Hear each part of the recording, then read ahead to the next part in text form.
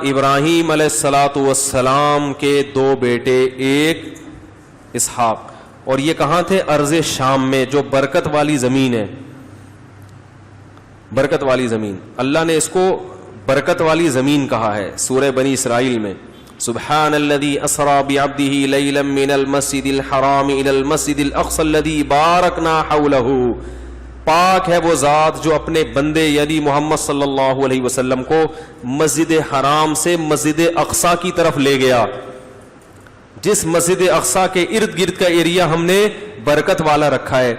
جب اللہ یہ کہے کہ میں اپنے بندے کو یہاں سے وہاں لے گیا ہوں، تو اس سے مراد خواب ہوتا ہے بھائی؟ میں کہوں کہ میں آپ کو یہاں سے وہاں لے گیا، تو آپ کہیں یہ تو ممکن نہیں ہے اتنی جلدی، تو میں کہوں سبحانہ، میری طاقت ہے، قدرت ہے۔ تو اللہ نے اس آیت سے پہلے اپنے نام کے ساتھ سبحانہ لگایا کہ وہ ہر عیب سے پاک ہے۔ تمہیں اشکال تو ہوگا کہ وہ کیسے لے گیا بھائی؟ تو اللہ بتاتے ہیں وہ ہر عیب سے پاک ہے جو اپنے بندے کو تھوڑے سے حصے میں لے گیا۔ یہ بات جناب پروفیسر غامدی صاحب کو سمجھ میں چونکہ نہیں آتی، یہ لوگ ویسے قرآن کا بہت نام لیتے ہیں کہ ہم ابو حنیفہ کو بھی مانتے ہیں، شافعی کو بھی مانتے ہیں، مالک کو بھی مانتے ہیں، امام احمد بن حنبل کو بھی مانتے ہیں، سب قابل قبول تھے، لیکن قرآن کے مقابلے میں ان کو نہیں مانتے۔ پھر جو قرآن ان کے مقابلے میں پیش کرتے ہیں وہ ان کے مقابلے میں نہیں ہوتا، وہ آپ کی اپنی ذاتی رائے ہوتی ہے جو آپ ان ائمہ کے مقابلے میں پیش کر کے عوام کو سیدھے راستے سے ہٹا رہے ہوتے ہیں۔ سمجھ میں آ رہی ہے بات؟ قرآن ایک وہ ہے جو ان ائمہ نے سمجھا، اور ایک وہ ہے جو میں اور آپ سمجھتے ہیں۔ تو ہم یہ نہیں کہتے کہ آپ قرآن کو مت فالو کریں، ان ائمہ کو فالو کریں، نا نا نا نا نا، ہم کہتے ہیں کہ قرآن کو آپ اپنی سمجھ کے مطابق فالو مت کریں۔ امت نے جو قرآن کو سمجھا ہے وہ آپ سے زیادہ اچھا سمجھا ہے، اس سمجھ کو فالو کریں۔ تو جہاں اپنے مطلب کی چیز ہوگی وہ قرآن بالکل انکار، اور جہاں دوسرے کا قرآن سے استدلال کر رہا ہوگا، جہاں اپنا مطلب نکل رہا ہوگا وہاں قرآن، جہاں دوسرے کا مطلب قرآن سے نکل رہا ہے وہاں قرآن کا انکار۔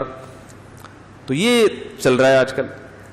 جب بات چلی گئی ہے تو تھوڑا سا یوں بتا دوں کہ یہ جو انہوں نے کہا کہ قرآن میں آگے یہ بھی تو آتا ہے وَمَا جَعَلْنَا الرُّؤْيَا الَّتِي أَرَيْنَاكَ، اے نبی ہم نے جو آپ کو رؤیا دکھایا وہ حق تھا۔ تو رؤیا خواب کو بھی کہتے ہیں۔ تو جناب پروفیسر غامدی صاحب نے رؤیا کو خواب کے معنی میں لے لیا، حالانکہ رؤیا خواب کو بھی کہتے ہیں، صرف خواب کو نہیں کہتے۔ رؤیا کا لفظ بتا رہا ہے کہ رؤیا رؤیت سے نکلا ہے۔ رؤیت کہتے ہیں دیکھنے کو، جو چیز دیکھی جائے اس کو رؤیا کہتے ہیں، جس کو ہم منظر سے تعبیر کر سکتے ہیں اردو میں، منظر، جس کو انگلش میں سین کہتے ہیں۔ تو جو منظر ہے، جو بھی سین ہے، وہ عربی میں رؤیا کہلائے گا۔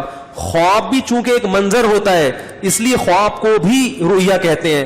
یہ مطلب نہیں کہ رؤیا خواب ہی کو کہتے ہیں۔ تو یہ جو قرآن میں آتا ہے کہ اے نبی ہم نے آپ کو جو رؤیا دکھایا وہ برحق تھا، یہاں رؤیا سے مراد خواب نہیں ہے بلکہ یہاں منظر ہے، کیونکہ ایک منظر تھا۔ اب آپ اپنی طرف سے قرآن کی تفسیر کر رہے ہیں، قرآن کی دو آیتوں کو ملا کے تفسیر کیوں نہیں کر رہے؟ ایک طرف قرآن کہہ رہا ہے کہ پاک ہے وہ ذات ہر عیب سے جو اپنے بندے کو رات کے تھوڑے سے حصے میں بیت المقدس لے گیا۔ یہاں اللہ نہیں کہہ رہے کہ خواب میں لے گیا، میں لے کر گیا ہوں اپنے بندے کو، اور یہ میری قدرت ہے کہ سبحان، جب عجیب کام ہوتا ہے تو ہم کہتے ہیں نا سبحان اللہ۔ خواب میں جب کوئی چیز نظر آ جائے تو یہ عجیب کام نہیں ہے۔ خواب میں تو ایک غریب آدمی جس کے نہ میٹرک کیا ہوا، نہ کوئی بینک اسٹیٹمنٹ ہے، نہ اس کے پاس ایک دھیلے کی رقم ہے، وہ امریکہ کا وزیر اعظم بنا ہوتا ہے۔ اب ایک آدمی آپ سے کہے کہ اگلی دفعہ امریکہ کے صدر کے لیے مجھے سلیکٹ کیا ہے، آپ کہیں گے سبحان اللہ، بھئی بڑی بات ہے۔ لیکن اگر وہ کہے میں نے خواب میں سلیکٹ ہوا ہے تو آپ کہیں گے سبحان اللہ، کہیں گے اچھا ہے، خواب تو اچھے آنے چاہیے، ٹھیک ہے۔ قرآن کہہ رہے سبحان الذی، بڑی قدرت والی ہے وہ ذات، عقل سے بعید ہے کہ رات کے تھوڑے حصے میں مسجد حرام سے مسجد اقصی ہو کے آ جائیں، یہ پاسبل نہیں ہے، لیکن اللہ کہتے ہیں میرے لیے پاسبل ہے۔ تو اس لیے دین سیکھو علماء سے. اگر مولویوں میں غلط لوگ ہیں تو صحیح لوگ بھی کس میں ملیں گے؟ یہ لوگ غلط قسم کے مولاناؤں کے حوالے دے دے کے علماء کو بدنام کرتے ہیں.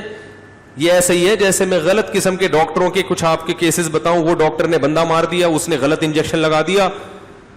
تو بھائی جہاں غلط انجیکشن والے ڈاکٹر ہیں, صحیح والے بھی تو ہیں نا. تو اپنے بنیادی عقائد علماء سے سیکھا کریں.